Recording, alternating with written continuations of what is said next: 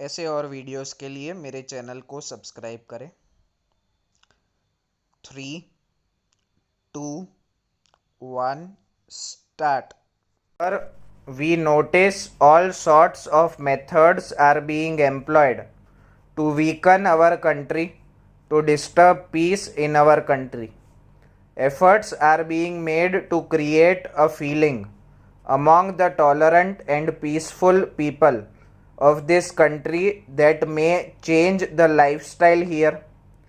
We do not have to submit to separatists, we have to face them.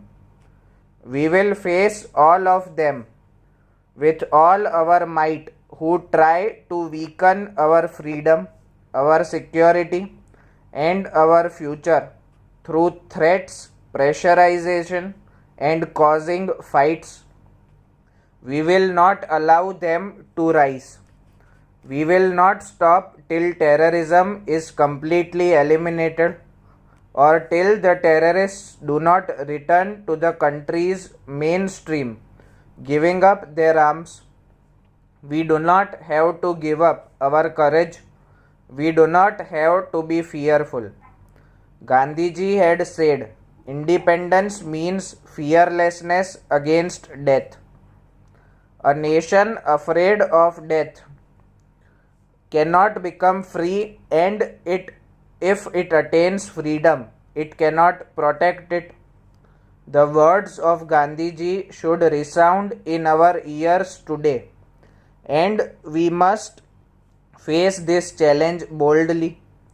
We must remember that we will not counter them for taking revenge. If we try to take revenge, then it will only serve the design of the terrorists. Revenge would only bring victory to terrorism.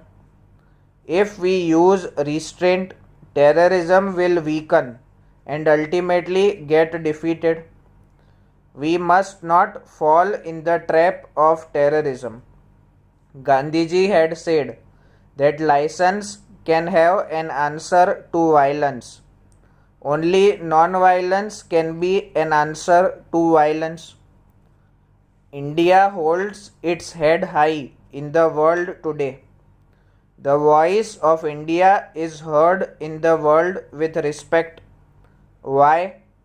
How is it that a country which was a slave, poor till 50 years ago, and about which people used to think that it would never stand on its own and could not safeguard its freedom, now speaks out in such a strong voice?